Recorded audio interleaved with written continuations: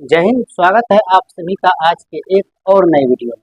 तो आज के वीडियो के अंदर हम कूलॉम के नियम यानी कि कूलॉम्स लॉ को पढ़ेंगे। यानी कि कूलॉम्स लॉ जो है काफ़ी इम्पोर्टेंट टॉपिक है। यह क्लास 10th और क्लास 12 दोनों जगह पूछा जाता है। लगभग हर साल इनका क्वेश्चन किसी न किसी शिफ्ट में देखने को मिल जाता है ये क्वेश्चन। आइए इस कूलॉम्स लॉ को आज समझते हैं। देखिए, कूलॉम के नियम के अनुसार कूलॉम साहब ने दो नियम दिए हैं। वो दोनों नियम इसमें लिखा हुआ है, उनको आज हम लोग सत्यापित करते हैं। देखिए, वो है नियम कह रहा है कि दो स्थिर आवेश के बीच लगने वाला आकर्षण या प्रतिकर्षण बल, दो स्थिर आवेश हैं, इनको हम लोग मान लेते हैं। पहले एक ये है और ये है, मान लीजिए ये है Q1 और ये है Q2। Q1 Q2 मान लिए। दो आवेश के बीच लगने वाला आकर्षण या प्रतिकर्षण। आकर्षण या प्रतिकर्षण क्या होता है उनको समझिए। आकर्षण का मतलब हुआ कि जब दोनों आवेश एक दूसरे को खींचती है। खींचने का मतलब हुआ जब दोनों आवेश एक दूसरे को खींच लेती, यानी कि। और प्रतिकर्षण का मतलब हुआ जब दोनों आवेश एक दूसरे को धक्का देती है। अच्छा बताइए, धक्का कब देगी और खींचेगी कब, उनको समझिए।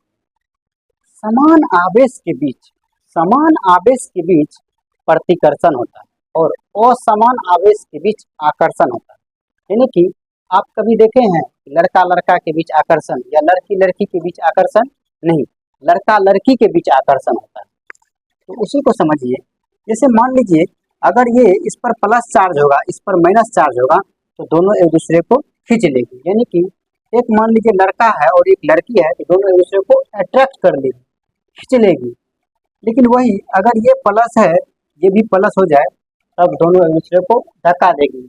ठीक है, या ये माइनस है, ये भी माइनस हो जाए, फिर भी दोनों एक दूसरे को धक्का देगी। यानी कि समान आवेश के बीच प्रतिकर्षण और असमान आवेश के बीच आकर्षण होता है। ठीक है, आप समझिए। कह रहा है प्रतिकर्षण बल दोनों आवेश के गुणनफल के समानुपाती होते हैं। देखिए, और हम यहाँ पर दोनों आवेश के बीच की दूरी को हम r मान लेते हैं। जैसे हम लोग क्लास 9th में एक चीज या क्लास 11th में भी पढ़े होंगे, आप क्लास 9th में आप पढ़े होंगे, दो पिंड है, एक है M1 एक है M2 और इसकी बीच की दूरी r है। यानी कि गुरुत्वाकर्षण के सार्वत्रिक नियम आप पढ़े होंगे। सार्वत्रिक नियम जिसको हम लोग यूनिवर्सल लॉ कहते हैं, यूनिवर्सल। इसके अनुसार आप पढ़े होंगे कि दो पिंड के बीच लगने वाला बल उनके गुणनफल के समानुपात यानी कि M1 M2 होता है और बीच की दूरी के वर्ग के व्युत्क्रमानुपाती होता है। यानी कि ठीक है, यानी कि दूसरा होता है जिस समानुपाती वर्ग के व्युत्क्रमानुपाती होता है 1/r²। यही पढ़े हैं और इस दोनों को ऐड कर दीजिएगा। ये इक्वेशन फर्स्ट और ये इक्वेशन सेकंड, इस दोनों को ऐड कर दीजिएगा तो F समानुपाती M1 M2 बटे r²। और इसके स्थान पर, इस कांस्टेंट के स्थान पर हम लोग g ले लेते हैं, M1 M2 बाय r²। और इस g को हम गुरुत्वाकर्षण नियतांक कहते हैं, गुरुत्वाकर्षण नियतांक बोलते हैं। यही पढ़े हैं क्लास 9th में, इसको हम लोग बहुत बढ़िया से पढ़े हैं। सेम वही बात यहाँ है। ठीक है, आइए इनको समझिए। देखिए क्या कह रहा है, आकर्षण या प्रतिकर्षण बल दोनों आवेश के गुणनफल के समानुपाती। जो आकर्षण या प्रतिकर्षण बल लग रहा है, जो F बल लग रहा है, वो F के समानुपाती है। यानी कि Q1 × Q2। यानी जो बल लग रहा है वह दोनों आवेश के गुणनफल के समानुपाती है। इसको हम लोग समीकरण 1 मान लेते हैं। फिर देखिए दूसरा क्या कह रहा है, प्रतिकर्षण बल दोनों आवेश के गुणनफल के समानुपाती होता है। यहाँ तक काम हो गया। अब देखिए तथा दूसरा नियम कह रहा है उसके बीच के दूरी के वर्ग के व्यतकर्मानुपाती। व्यतकर्मानुपाती का मतलब होता है उल्टा, यानी कि F समानुपाती 1/r²। इसको हम लोग समीकरण 2 मान लेंगे, ठीक है। यानी कि यहाँ से स्पष्ट हो गया कि दो आवेश के बीच लगने वाला आकर्षण या प्रतिकर्षण बल, दो गो आवेश लिए Q1 Q2 और उसके बीच की दूरी r है। लगने वाला आकर्षण या प्रतिकर्षण बल दोनों आवेश के गुणनफल के समानुपाती होता है, तो समानुपाती कर दिए, तथा उसके बीच के दूरी के वर्ग के व्यतकर्मानुपाती होता है, कर दिए व्यतकर्मानुपाती।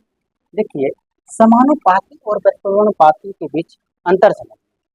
समानुपाती का मतलब हुआ अगर तू बढ़ेगा तो हम भी बढ़ेंगे, तुम बढ़ेगा तो हम भी बढ़ेंगे, तुम घटेगा तो हम भी घटेंगे। जैसे अगर यहाँ F घटेगा यह आवेश भी घटेगा, अगर यहाँ आवेश बढ़ेगा तो ये भी बढ़ेगा।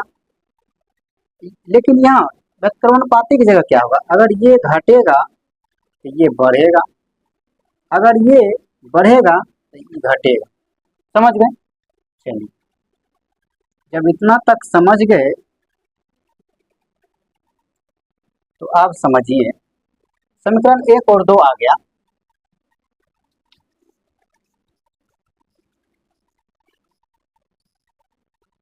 देखिए समीकरण 1 और 2 को मिलाने से समीकरण 1 एवं समीकरण 2 से चलेंगे, समीकरण 1 और समीकरण 2 को जब मिला देंगे, कंबाइनिंग करेंगे तो आएगा F समानुपाती। देखिए यहाँ है F समानुपाती Q1 Q2 और F समानुपाती 1/r²। यहाँ आ जाएगा Q1 इंटू Q2/r²। आ गया?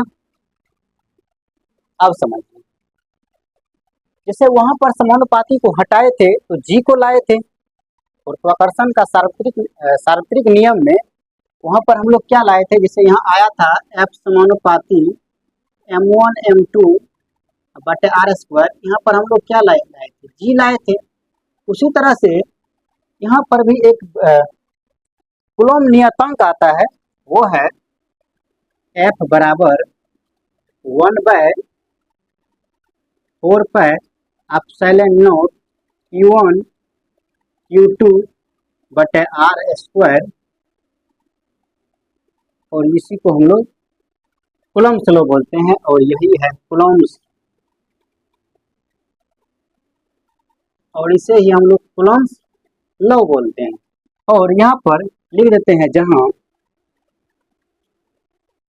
1/4πε0 को हम लोग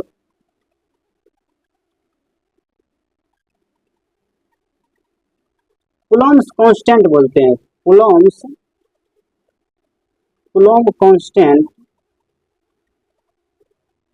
यानी कि कूलॉम्स नियतांक, यानी कूलॉम का नियतांक बोलते हैं किसको, 1/4πε0 को हम लोग कूलॉम का नियतांक बोलते हैं। तो समझ में आ गया होगा? समझ में आ गया होगा तो वीडियो को लाइक शेयर और कमेंट जरूर कीजिएगा। अगर चैनल पर नए होंगे तो चैनल को सब्सक्राइब जरूर कीजिएगा।